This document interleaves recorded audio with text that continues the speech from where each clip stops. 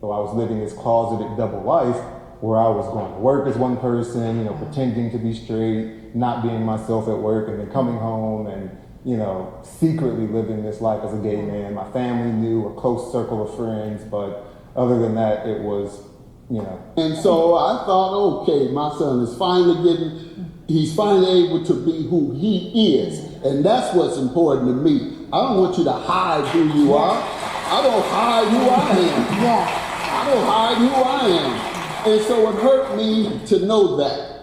And so since that time, I've gone out of my way to try and influence the average person about the LGBTQ community, and particularly my son. And I'm going to shove it down their throat, particularly black men who are too coward to embrace their gay son. You are coward. I did it out of courage. I did it out of courage. And if you can't embrace your gay son out of courage, then you are a coward. So I was lit.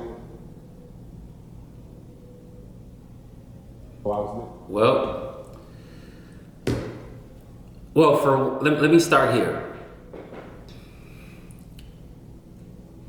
I'm a follower of Christ, so my framework is not my own, but I've made a decision to follow Christ and to agree with him, meaning that if God says something is wrong, it can be from A to Z, even if it's something that I've done or wrestled with, I agree that it's wrong. All right, that's part one. Now, specifically to same-sex relations, I believe God is right about it when he says a man should not be with a man and a woman should not be with a woman.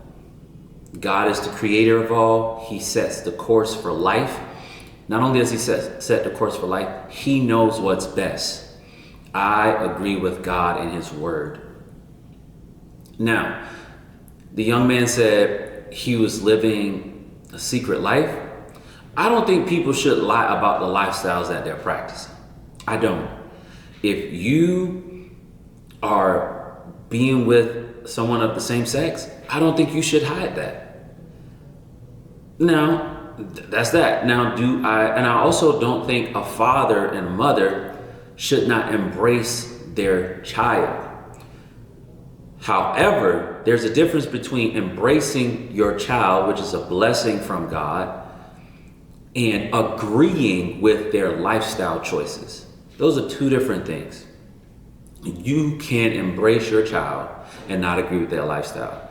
Does God not say that he loves us, yet calls out sin and does not accept sin? Yeah, he does.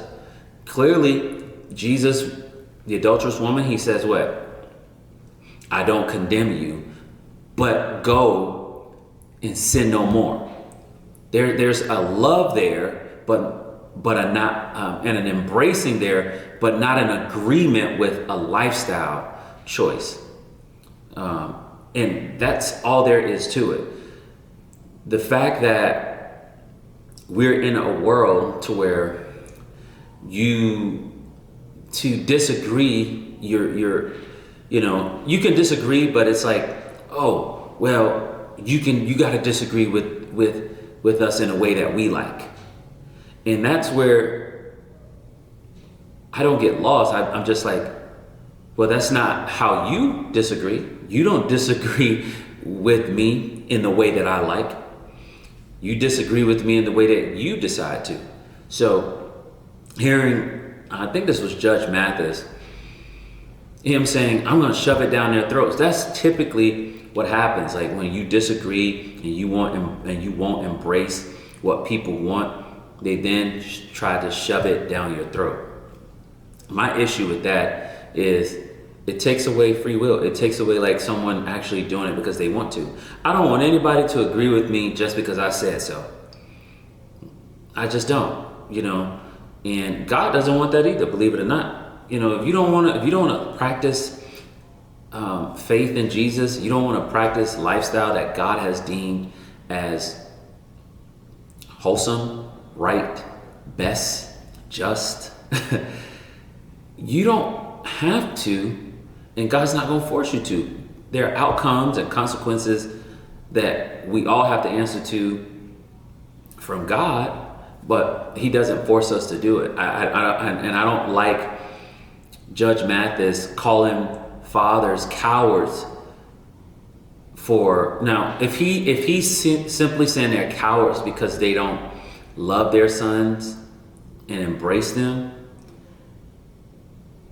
I understand why he's saying. I'm not gonna say I agree with him calling men cowards, but I'm gonna say I understand. But if he's calling them cowards simply because they disagree with the lifestyle, that's where it becomes a problem. And I think it's the latter part is what he was saying, because he was like, I try to inform people about LGBTQ and their community every time I get a chance, specifically my son, and especially what he said, black men. There's this stigma about black men and their, as a whole, rejection of, homosexual or same-sex relationships. And what I want to say to that is, maybe that's the case. I don't know, but I deal with men. I talk to men. So I do life with men. It's not just black men that disagree with it, and it's not just white men that agree with it. I find it to be a diverse group of people who agree, but the majority of people, which is diverse as well, they don't agree that I mean. I also think it's unfair for him as a judge, and it just shows biases in humans that say like, oh, you're a coward because you won't embrace it the way I want you to embrace it. Because that's what this comes down to. This is not he's not saying God say you should, love your child and anything like that. He's saying, because my son, because my experience, or just because of how he feels and how he looks at it, it's like, I think this should be embraced this way. He can have his opinion. I just disagree with it. And I disagree with it based off my faith. Nothing personally against his son, who's come out and is living his life openly. I actually prefer men and women to be honest and open about what they're doing, rather than lying to themselves. I think that's dangerous, and living a double life, very dangerous, especially for people who are affected by it. But I still disagree. With that being said, I think two things can exist here. You can embrace your child and disagree with their lifestyle, and I, as a person who is outside of their family, I can respect their son, see his gifts, see that he's made in the image and likeness of God, see his value, his dignity, and still disagree with his lifestyle. It doesn't need to be shoved down my throat. I don't need to be indoctrinated. I disagree, and that's that. Someone can disagree with you and still love you as a person and still see your value. The problem is this is the problem. We don't want people to disagree with us.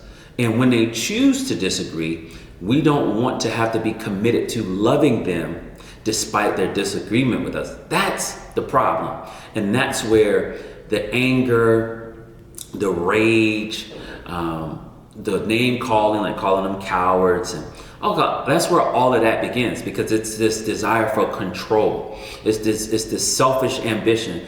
I'm not getting my way based off what I believe should be happening in this situation. So I'm going to start calling you names. I'm going to start oppressing. I'm going to start orchestrating situations to not work favorably for you because you disagree with this. And that's the world we're living in. So Judge Mathis is not a lone ranger in the sense of his thinking. It's becoming more common than not. But at the end of the day, it's okay to disagree and still love people and still see their value. It's okay to create boundaries for people. You know what I'm saying? Because that's what this comes down to me. Like, there's a boundary there. You can do what you want to, brother. You can do what you want to, sister. However, either my personal boundary or my faith gives me a boundary that says, hey, that's it. That's too much. or that's not right. And that's where I land. When it goes against my faith, whether it's me or anybody else, I want to be very clear. Whether it's something I wrestle with, I struggle with, whatever it is, if the Bible says wrong, then it's wrong. That's just the way I live my life. And I believe as Christians, that's what we're called to. And then when those who are not Christians, or those who consider themselves Christians but go against God's word, we say, oh, I'm not going to fuss you up and down the road and go back and forth. I'm not going to do that. I disagree, and that's just that. So I don't like it, calling people names, calling people cowards, and then, trying to target black men to continue a narrative that I don't think is true, to say that, we don't embrace, we don't love, just because someone chooses not to accept a lifestyle. That's a choice that they make. Just like someone is choosing to live a lifestyle, or choosing to not just live it, but call this right. You know what I'm saying? And I just disagree with that. So y'all let me know what y'all think about what Judge Mathis said. Y'all let me know if y'all had any experience to where someone's like trying to force you to agree with them, shove something down your throat. Y'all let me know if you think that it's okay for someone to, like, it's possible to embrace someone and yet disagree. And if you disagree with me, let me know. Just let me know in the comment section. I'm all down for the conversation. All right, I'll catch y'all in the next video. Stand on it, be strong.